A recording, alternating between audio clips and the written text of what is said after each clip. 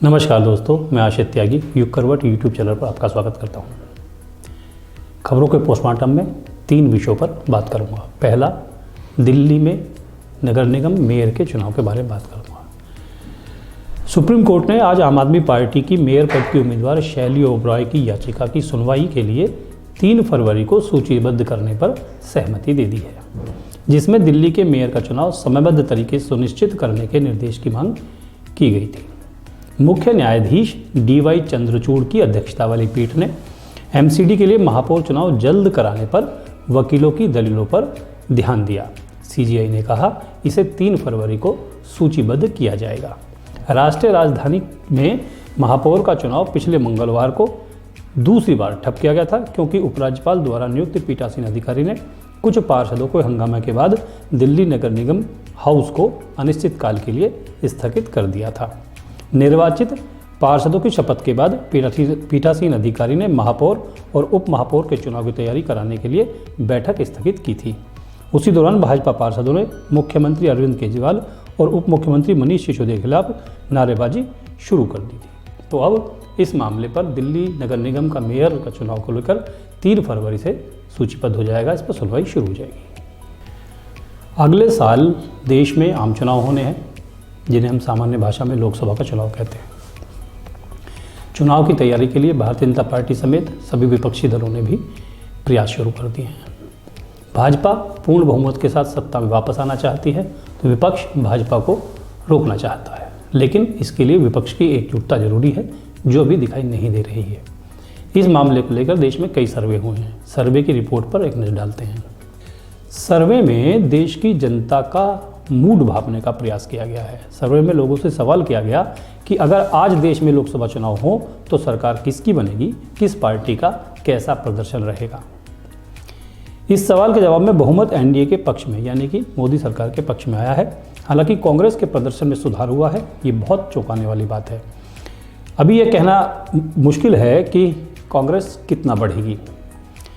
यहाँ एक बात समझने की ये भी जरूरत है कि भले ही सर्वे में NDA को बहुमत दिख रहा है, लेकिन उसके लिए परिणाम के रूप में देखें तो पिछले 2019 के चुनाव के मुकाबले अच्छे परिणाम की उम्मीद नहीं की जा रही है। आंकड़े बता रहे हैं कि भले ही भाजपा नेतृत्व वाली सरकार बहुमत में आए, लेकिन विपक्ष अगर एकजुट हुआ तो भाजपा गठबंधन को नुकसान उठाना पड़ सकता है। सर्वे के अनुसार लोकसभा की 543 सीटों में से 298 सीटें भाजपा गठबंधन जीत रहा है।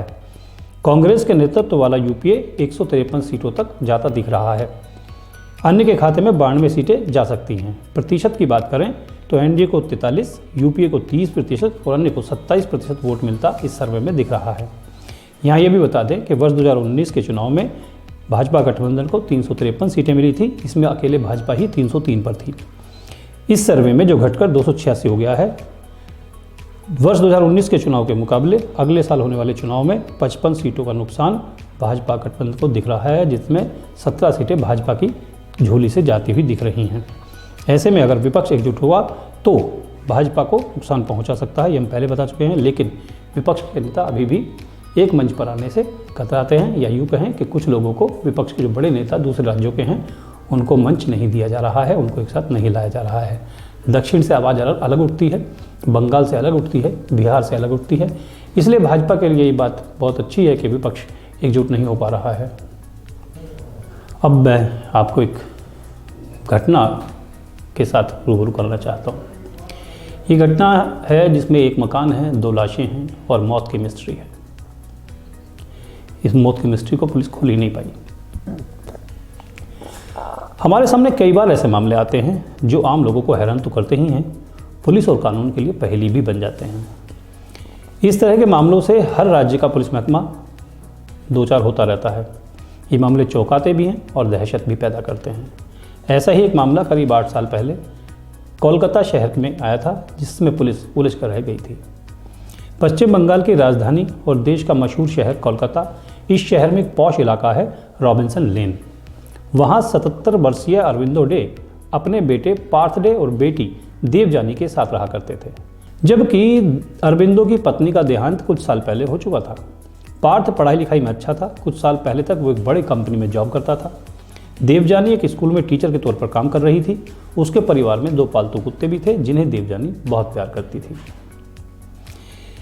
2015 में 11 जून की रात किसी ने पुलिस कंट्रोल को सूचना दी कि रॉबिन्सन लेन के फ्लैट से धुआं निकल रहा है, मगर वहाँ कोई दिख नहीं रहा है। खबर मिलने के बाद पुलिस टीम मौके पर पहुंची। जिस घर से धुआं निकल रहा था वो घर अरबिंदो डे का ही था। पुलिस फौरन फ्लैट में पहुंची। पुलिस अंदर दाखिल हुई तो उस मकान से तेज़ दुर्गंध आ रही थी। पुलिस घर में पहले वहाँ पहुंची जहाँ से धुआं दिख रहा था। वो हिस्सा अरबिंदो के कमरे के बाथरूम का था जिसका दरवाज़ा बंद था। पुलिस को दरवाज़ा तोड़ना पड़ा। अंदर का मंजर बेहद खौफनाक था। वहाँ एक आदमी की जली हुई लाश पड़ी हुई थी और वो जलकर मरने वाला शख्स 77 साल का अरबिंदो डे था। पुलिस ने जांच में पाया कि अरबिंदो ने खुद को आग लगाकर जान दी थी, लेकिन घर में मौजूद उनका बेटा पार्थ इस बारे में कुछ बता ही नहीं पा रहा था। वो खुद हैरान और परेशान था। पुलिस ने बाथरूम से जली हुई लाश बाहर निकाली और पोस्टमार्टम के लिए भेजने ही वाली थी कि फ्लैट के दूसरे कमरे में बिस्तर पर एक कंकाल मिला। उसे देखकर पुलिस के भी होश उड़ गए थे। इतना बुरा हाल उस कंकाल का था। पुलिस को समझ में ही नहीं आ रहा था कि एक घर में 2 लाशें और एक जिंदा इंसान है। पुलिस को तफ्तीश में पता चला कि लाश जो कंकाल था वो अरबिंदो की बेटी और पार्थ की 50 साल की बहन देवजानी की थी और वो लाश तकरीबन 7 से 8 महीने पुरानी थी। अब उस घर का अजीब मंजर था। घर में एक कंकाल था, एक जली हुई लाश थी। जब घर में जांच हुई, पुलिस ने तलाशी ली तो पॉलीथिन में हड्डियां भी मिली। हड्डियां फॉरेंसिक जांच के लिए भेजी गई।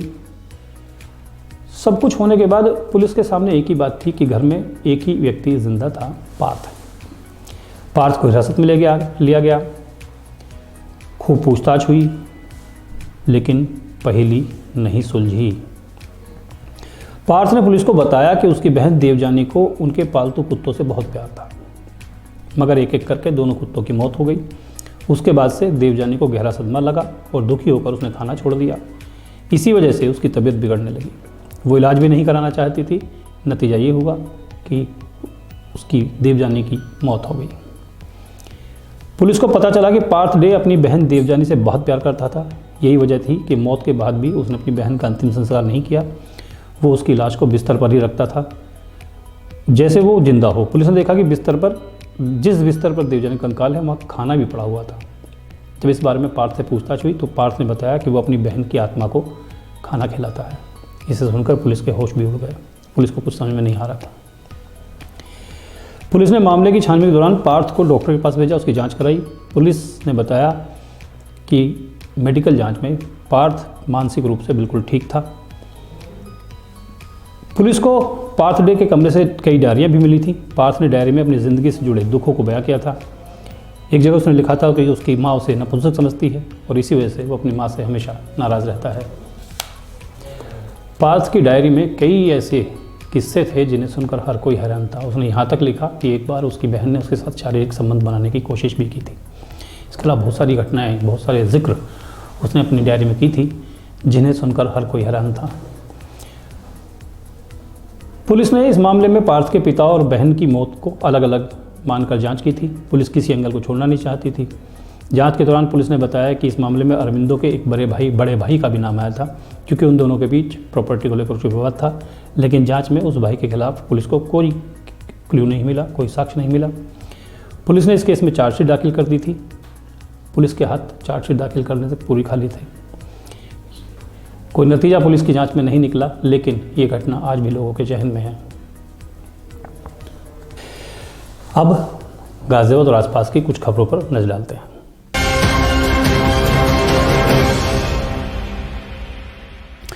उत्तर प्रदेश में स्थानीय निकाय चुनाव के मामले में सुप्रीम कोर्ट में सुनवाई टल गई है। कोर्ट ने ऑल इंडिया मेयर काउंसिल की याचिका पर इलाहाबाद हाईकोर्ट के आदेश में बदलाव करने से इनकार कर दिया है। हालांकि शीर्ष अदालत ने छूट दी है कि 4 हफ्ते में मूल याचिका में हस्तक्षेप करने की अर्जी लगा सकते हैं। मेयर्स की अखिल भारतीय परिषद, जिसके 14 मेयर ने इलाहाबाद हाईकोर्ट के आदेश को चुनौती देते हुए सुप्रीम कोर्ट का दरवाजा खटखटाया था, जिसने राज्य निर्वाचन आयोग को शहरी स्थानीय निकाय चुनाव को तुरंत अधिसूचित करने के निर्देश दिए थे। सुप्रीम कोर्ट ने उनसे 4 सप्ताह के भीतर लंबित मुख्य मामले में हस्तक्षेप करते हुए याचिका दायर करने को कहा है। प्रधानमंत्री का परीक्षा पे कार्यक्रम आज आयोजित किया गया। गाजियाबाद में कलेक्ट्रेट में इसके प्रसारण का मुख्य कार्यक्रम हुआ था। यहाँ जिला प्रशासन ने छात्र छात्राओं को सम्मानित किया। मुरादनगर के विधायक अजीतपाल त्यागी इस कार्यक्रम में मुख्य अतिथि के रूप में मौजूद रहे।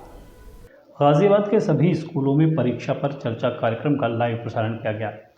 तो जिला मुख्यालय सभागार में जिला स्तरीय कार्यक्रम का आयोजन किया गया। सम्मान समारोह में पहुंचे मुख्य अतिथि मुरादनगर के विधायक अजीतपाल त्यागी ने छात्रों को प्रशस्ति पत्र, मोमेंटो और 21,000 रुपये का चेक तथा टैबलेट देकर सम्मानित किया। अभिषेक कुमार के विद्यापीठ इंटर कॉलेज गोविंदपुरम गाजियाबाद के आप छात्र हैं। आप सभी को बहुत बहुत बधाई, शुभकामनाएं। उन्होंने छात्रों से कहा कि प्रधानमंत्री नरेंद्र मोदी और मुख्यमंत्री योगी आदित्यनाथ का भारत को डिजिटल भारत बनाने का सपना है। उनके इस सपने को पूरा करने की कड़ी में यह महत्वपूर्ण कदम है। मुख्य विकास अधिकारी विक्रमादित्य सिंह मलिक ने भी सम्मानित हुए छात्रों को शुभकामनाएं प्रदान की। इसके बाद पीएम नरेंद्र मोदी का लाइव प्रसारण छात्रों ने अधिकारियों के साथ सुना। कक्षा 10वीं में विकास, खुशी, अनामिका, मिली, मानसी, ध्रुव चौधरी, चित्रांश पवार, रोहित, केतन, अभिषेक कुमार, लक्की कुमार। कक्षा 12 में चित्रा चौधरी, काजल बघेल, सुहानी, रिया, कहकशां, हर्षवर्धन, प्रशांत, महक रानी, अलीना, विशाल, गरिमा मलिक को सम्मानित किया गया। ब्यूरो रिपोर्ट, युग करवट। गाजियाबाद में 19 जनवरी को भगवान श्री कृष्ण और बलराम शोभा यात्रा निकाली जाएगी। ये जानकारी समरकूल कंपनी के चेयरमैन संजीव गुप्ता ने दी। इसमें मुख्य आकर्षण जो रहेंगे वो रंगोली, 56 भोग और रॉक हरिनाम संकीर्तन होगा। देशी विदेशी फूलों से सजाया जाएगा। यात्रा के दौरान अलग अलग तरह के सांस्कृतिक कार्यक्रम भी प्रस्तुत किए जाएंगे। गाजियाबाद इस्कॉन मंदिर प्रबंधन समिति द्वारा 29 जनवरी को शहर में भव्य रूप से श्री कृष्ण बलराम शोभा यात्रा निकाली जाएगी। इस बार मंदिर प्रबंधन द्वारा इस यात्रा का आयोजन किया जा रहा है। शोभा यात्रा नवयुग मार्केट से शुरू होकर शहर के विभिन्न मार्गों से होते हुए राजनगर इस्कॉन मंदिर पर समाप्त होगी। शोभा यात्रा का विशेष आकर्षण रंगोली, क्रेन और 56 भोग तथा रॉक हरिनाम संकीर्तन होगा। यात्रा के दौरान देशी विदेशी फूलों से भगवान पर फूलों की वर्षा की जाएगी। तो इस बार डायरेक्ट हम लोग यात्रा निकाल रहे हैं बिना किसी कमेटी का, डायरेक्ट मंदिर के मैनेजमेंट की तरफ से निकल रहा है। साथ ही हर बार की तरह सब चीजें होंगी। प्लस इसमें इस बार ये है कि हम बहुत ही सुंदर झांकी भी निकाल रहे हैं भगवान का। अलग अलग दृश्य रहेगा जो 2 बड़े बड़े ट्रॉले पे होंगे। रथ यात्रा के सबसे आगे झांकियां निकलती रहेंगी और साथ ही वृंदावन से और अलग अलग रथ यात्रा का शहर में कई जगह स्वागत किया जाएगा। यात्रा जब अंतिम पड़ाव पर पहुंचेगी तो यहाँ बच्चों, महिलाओं द्वारा सांस्कृतिक कार्यक्रमों की प्रस्तुति की जाएगी। समाज सेवी और समरकूल के चेयरमैन संजीव गुप्ता ने बताया कि इस यात्रा में मुख्य अतिथि के रूप में केंद्रीय राज्य मंत्री वीके सिंह, राज्य मंत्री स्वतंत्र प्रभार Narendra Kashyap, NHAI chairman Santosh Yadav, police commissioner Ajay Kumar Mishra और DM RK सिंह शामिल होंगे।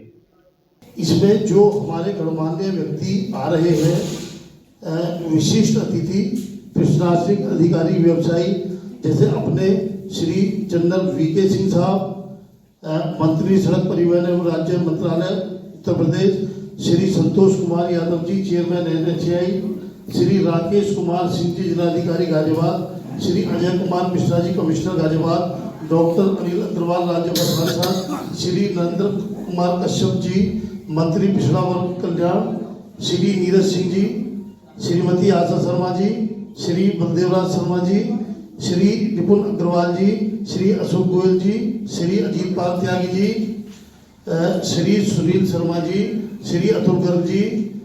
यात्रा नवयुग मार्केट से शुरू होकर मीनामल की धर्मशाला, ठाकुर द्वारा चौराहा, दिल्ली गेट, चोपड़ा मंदिर, मालीवाड़ा चौक, बसंत मार्ग, होली चाइल्ड स्कूल, नासिर फाटक, कविनगर, रामलीला मैदान होते हुए राजनगर मंदिर पर पहुंचेगी। ब्यूरो रिपोर्ट, युग करवट। गाजियाबाद के राजनगर एक्सटेंशन में एक अजीब घटना हुई है। यहाँ स्ट्रीट डॉग को एक महिला खाना खिला रही थी, तब ये गाड़ी वहाँ पहुँची। गाड़ी में बैठे लोगों ने महिला से छेड़छाड़ शुरू कर दी। महिला ने विरोध किया, शोर मचाया तो वो लोग गाड़ी लेकर भागने लगे। इस दौरान कई कुत्ते गाड़ी के नीचे आके कुचल गए। पुलिस ने रिपोर्ट दर्ज कर ली है। आरोपियों की गिरफ्तारी के प्रयास किए जा रहे हैं। कल दिनांक 26 जनवरी को थाना नंदग्राम पर राजनगर स्टेशन में रहने वाली एक महिला ने तहरीर दी कि 25 जनवरी की रात्रि को वो अपने पति के साथ कुत्तों को खाना खिला रही थी। तभी एक कार सवार व्यक्ति ने उनके साथ छेड़खानी करी तथा कुत्ते को कुचलकर भाग गया। इस संदर्भ में थाना नंदग्राम पर कल ही मुकदमा पंजीकृत कर लिया गया है तथा आरोपी की गिरफ्तारी के प्रयास किए जा रहे हैं।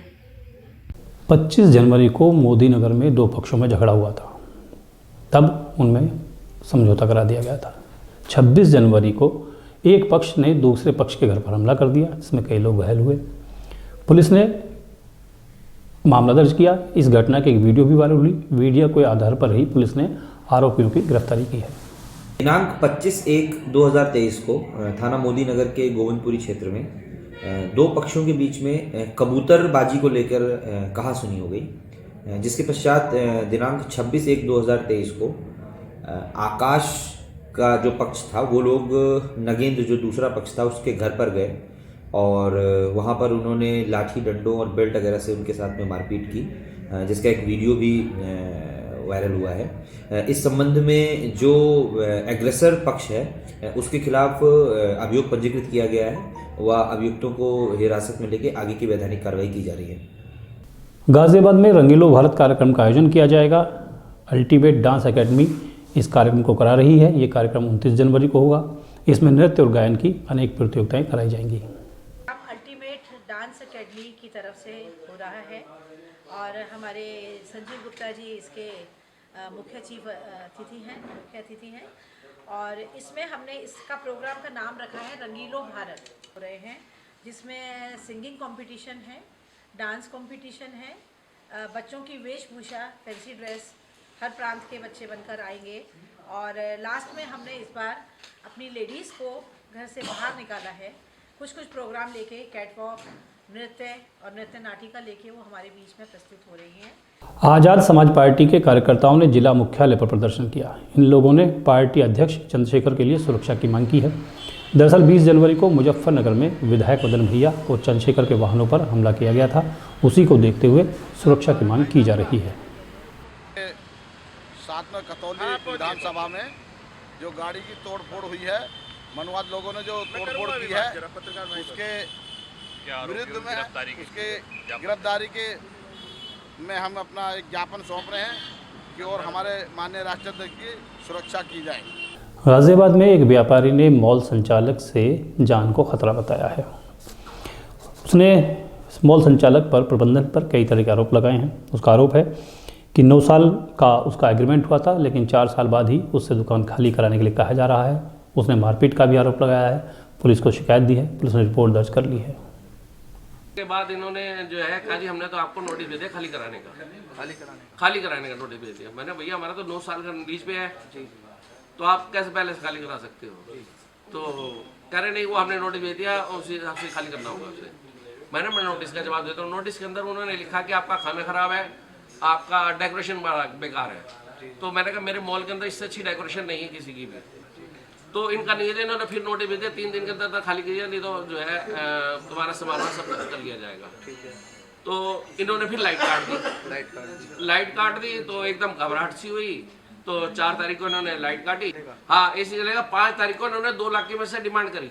5 तारीख को 4 को लाइट बंद करी, 5 को 2 लाख की डिमांड करी इन्होंने मेरे से। तो धमकाया गया, बाउंसर बिठाए गए। बाउंसर बिठाने के बाद एक डर सा पैदा हो गया, मैं बीमार भी होगा, हॉस्पिटल में एडमिट रहा हूँ मैं। आज हमने आपको एक मकान, 2 लाश और मिस्ट्री की बात बताई। सुप्रीम कोर्ट 3 फरवरी से नगर निगम दिल्ली मेयर के चुनाव की लिस्टिंग करेगा ये बताई, और 24 के चुनाव की तस्वीर साझा की है, जो एक संभावित तस्वीर है कि ऐसा कुछ हो सकता है। आज का प्रोग्राम आपको कैसा लगा कमेंट करके ज़रूर बताइएगा। आपके कमेंट ही हमें राह दिखाते हैं। वीडियो को लाइक ज़रूर करें और शेयर ज़रूर करें। नमस्कार।